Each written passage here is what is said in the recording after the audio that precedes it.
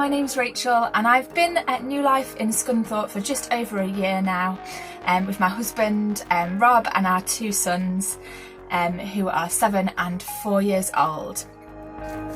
So this is my journaling Bible, and it's a special Bible with extra space so that I can be creative in the way that I study the Bible. I can draw, I can write, I can express what my worship for God in different ways, in creative ways.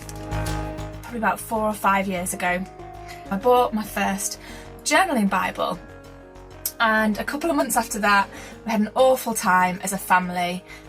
We found out that our house was going to be compulsory purchased by the government and that we were getting kicked out, and all the way through that time I was able to respond and record my feelings and record what God was teaching me in that time through my journaling Bible. And it's become very precious to me. And I think when I look at a page and I see the colours and I see the design and the pattern, I experience again the emotions that I had when I created that page. The colours tell of peace or calmness or great anger or great passion or great excitement, things like that that you just can't always portray in words. I have what I would say, I have a creative heart, but I'm not an artist. I'm not really that great at drawing or painting. But the story that I tell when I lead journaling workshops is that Bible journaling isn't supposed to be a finished work of art. It's not supposed to be the pretty picture that you hang on your wall that looks amazing. You know what? It's the really grubby finger painting that your child brings to you and goes, "Look, mummy, I made this for you. I made this for you, and I put my heart and soul into it," and he hands that picture to you. And it's so valuable. That child has made that for you with their heart and with their love and with their passion. And people always ask me, how do you do it? Can you give me ideas on pages? And a lot of the time I'll be reading my Bible and God will give me a picture or something will jump out from the text, and that'll be what I want to draw. Other times it might be a song that inspires me and the words and the poetry that songwriters put into their songs. But one thing I can say is that taking on this new habit of Bible journaling has helped me to open my Bible more.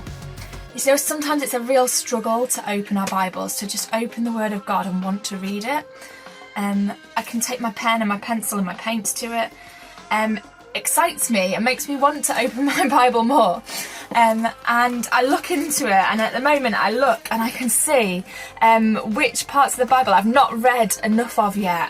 And I go, oh, I want to fill those pages with pictures and colour. I want to know all of God's story, not just the nice bits, not just the New Testament, because I want to know all of God's heart.